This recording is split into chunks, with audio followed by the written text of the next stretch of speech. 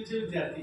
6वी, 5वी, 6वी, 7वी, 5वी 6वी 7वी. आज काय मुलं कमी आले काय? मी क्रॉस पेपर तपासणी चालू आहे.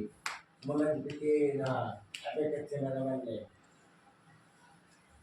7वी 5वी 6वी 7वीचे विद्यार्थी. आपल्याला जास्त तर ते पण एक एक दोन दोन तीन तीन तिथं तुम्हाला परिपाठामध्ये जे मानतात तुम्हाला ते पेटीवर वाजवण्याचं मी शिकवणार आहे. पण मग त्याच्यासाठी तुम्हाला तर शनिवारी प्रॅक्टिस करावं लागेल. शनिवारी किंवा नाही सर, आम्हाला गायनामध्ये पोराला हे नाही आलं पाहिजे. त्यांना भजनामध्ये गेलं तर भजन पण आलं पाहिजे. ते आपल्याला किती समजा आपण त्याची जितकी मेहनत केली तितकं जमतं. सुरुवातीला तुम्हाला 7 स्वर जे त्या 7 स्वरांची ओळख आहेच, सगळ्यांना माहिती असेल. सारे गम पधनीचा आणि तोच उलटा क्रम सानी धप वगैरेचा. म्हणजे आरोह ज्या टायमाला आपण वर जातो त्याला आरोह म्हणायचं. तर सांख्याचा चढता उतारचा क्रम असतो आरोह, त्याचप्रमाणे स्वराचा असतो. आता आरोह आणि आरोहामुळे आता हे काय आहे, तुम्हाला नुसतं समजून सांगितल्यापेक्षा प्रत्यक्ष जर समजा करून दाखवा. तिथं पेटी जर असली नाही का बिगर पेटी बिगर पेटीचं पण आपण घेऊ शकतो.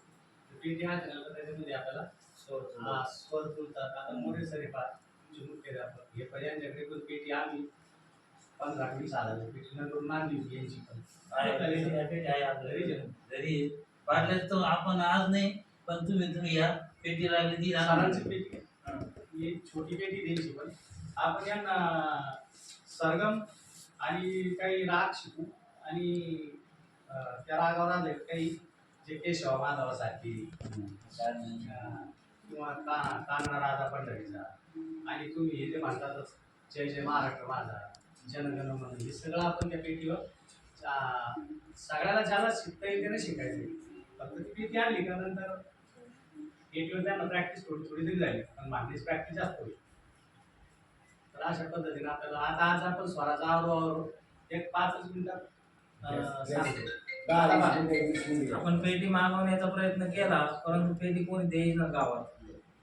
आहे गावात कोणी म्हणते इकडे दिलेले, कोणी म्हणते तिकडे दिलेले. काय नाही, सारांची पेटी आहे, घेऊन येऊ. सारांची पेटी असते.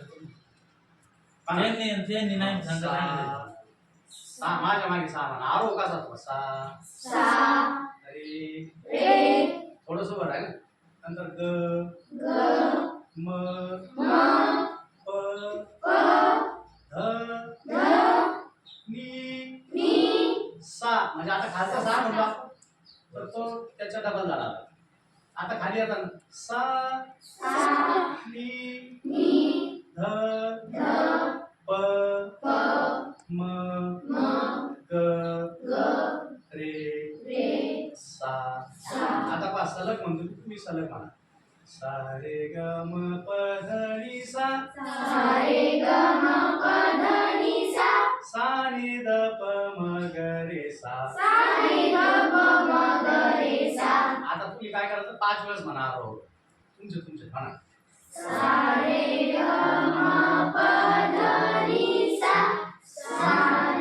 बरोबर आहे ना?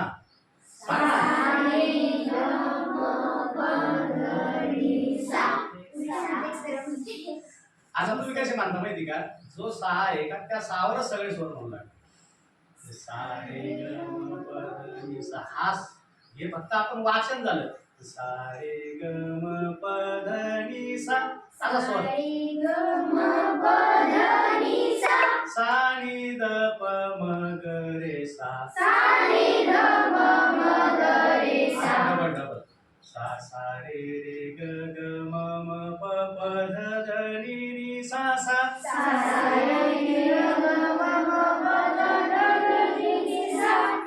सा नी नी ध ध प प म म ग ग रे रे सा सा.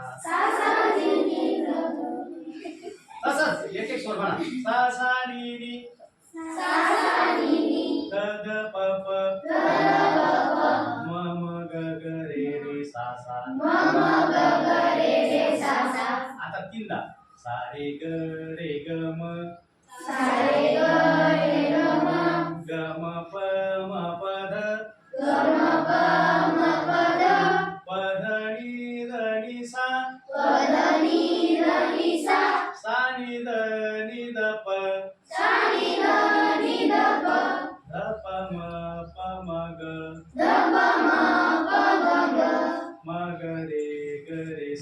म ग रे सा सा रे ग म सा रे ग म रे ग म प रे ग म प ग म प ध ग म प ध म प ध नि म प ध नि प ध नि सा प ध नि सा सा नि ध प सा नि ध प नि ध प म नि ध प म ध प म ग ध प म ग प म ग रे प म ग रे म ग रे सा म ग आता रे तुम्ही काय सा करायचं घरी लिहायचं आणि पाठ करून टाकायचं तुम्हाला 4 शिकवले मी नाही आता म्हणून नाही आता हे पाठ केल्याशिवाय काय नाही करते का? तुम्ही एकटे दाखवा त्यांना. का बा आता लिहायचं का सुरुवातीला सारे ग म प नंबर 1 द्यायचा सारे ग म प ध नि सा सा नि ध प म ग रे सिंगल सिंगल स्वर आहे ना याला नंबर 1 दुसरा कोणता द्यायचं सा सा रे रे ग ग म म प प ध ध नि नि सा सा सा सा नि नि ध ध प प म म ग ग रे रे सा हे नंबर हा नंतर तिसऱ्यांदा कसं करायचं